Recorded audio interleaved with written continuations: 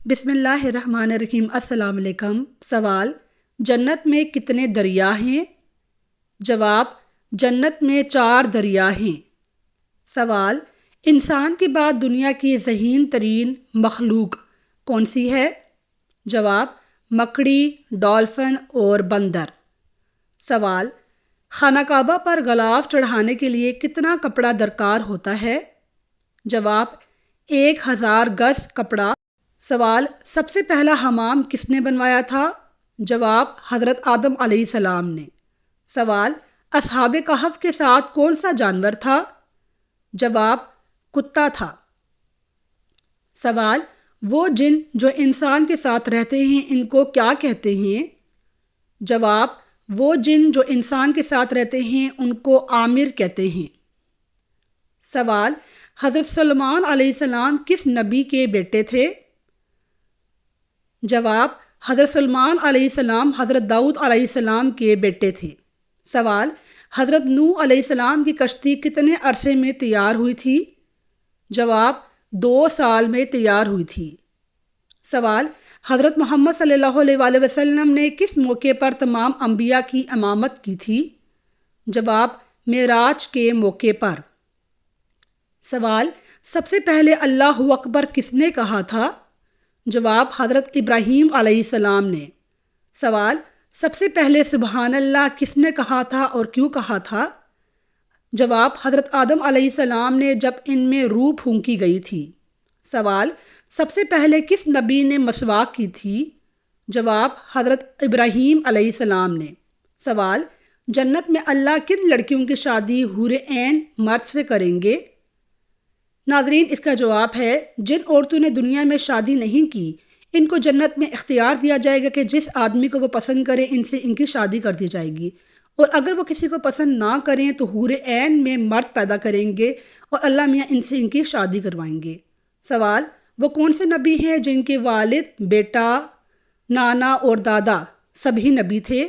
جواب: حضرت یعقوب علیہ السلام۔ سوال: موت کا فرشتہ دن میں کتنی بار ہمارے گھر آتا ہے؟ جواب: 2 بار آتا ہے۔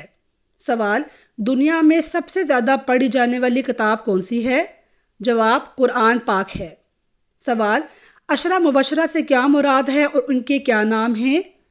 جواب: وہ صحابی جن کو اللہ نے دنیا میں ہی جنت کی بشارت دے دی تھی، ان کے نام یہ ہیں: حضرت ابو بکر، حضرت عمر، حضرت عثمان، حضرت علی، حضرت سعد بن ابی وقاص، حضرت سعید بن زید، حضرت عبد الرحمن بن عوف، حضرت طلحہ بن عبید اللہ، حضرت ابو عبیدہ بن الجراح، حضرت زبین بن زبار بن عوام رضی اللہ تعالیٰ عنہم۔ سوال: کون سی قوم پر اللہ تعالیٰ نے آندھی کا عذاب نازل کیا تھا؟ جواب: اللہ تعالیٰ نے آندھی کا عذاب قوم عاد پر نازل کیا تھا۔ سوال: وہ کون سا جانور ہے جو اللہ تعالیٰ کی راہ میں 2 بار قربان ہوا تھا؟ جواب: اللہ تعالیٰ کی راہ میں 2 بار مینڈا قربان ہوا تھا۔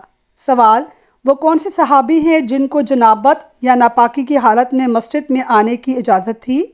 جواب: حضرت علی رضی اللہ تعالیٰ عنہ۔ سوال: وہ کون سی نعت تھی جن کی وجہ سے اس کے شاعر پہ حضرت محمد صلی اللہ علیہ وآلہ وسلم نے مدینہ پاک آنے پر پابندی عائد کر دی تھی؟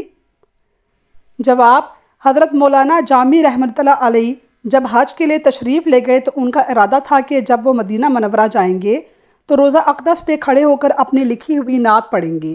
مدینہ منورہ کے امیر وقت کو خواب میں نبی پاک کی زیارت ہوئی۔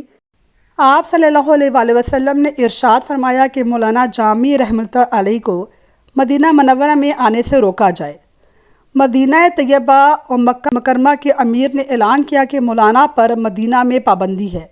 مولانا جامی رحمۃ اللہ علیہ کے دل میں عشق نبی صلی اللہ علیہ وآلہ وسلم اس قدر تھا کہ جس کی وجہ سے آپ نے 2 دفعہ مدینہ میں آنے کی کوشش کی۔ ایک دفعہ صندوق میں بند ہو کر قافلے کے ذریعے سے، دوسری دفعہ بھیڑوں کے ریوڑ میں چھپ کر، لیکن دونوں دفعہ امیر مکہ نے ہمارے نبی کے حکم پر آپ کو مدینہ پاک آنے سے روکا۔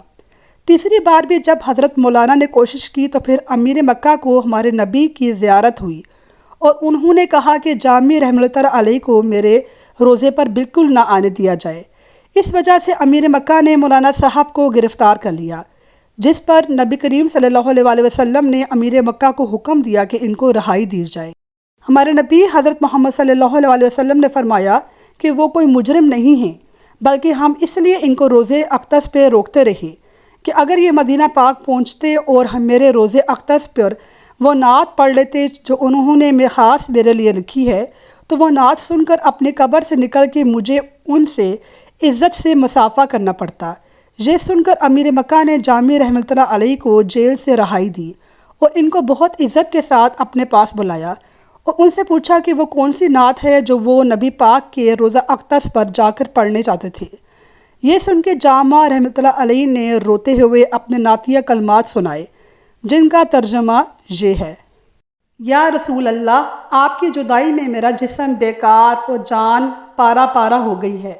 گناہوں کی وجہ سے دل نیم مردہ اور آوارہ ہو گیا ہے۔ آپ میرے جانب قدم رنجہ فرمائیں تو میں غریب ہوں ناتواں آپ کی جوتیوں کے نشان پر جان قربان کر دوں۔ میں اپنے کیے پر حیران ہوں اور گناہوں سے سیاہ ہو چکا ہوں، پشیمانی اور شرمندگی سے پانی پانی ہو رہا ہوں۔ یا رسول اللہ، روز محشر جب آپ اپنی شفاعت کا بازو گناہ گاروں کے لیے کھول دیں گے تو اس وقت اپنے جامی کو محروم نہ رکھیے گا۔ ماشاءاللہ، سبحان اللہ۔ ناظرین، مجھے امید ہے کہ آپ کو میری ویڈیو پسند آئی ہوگی۔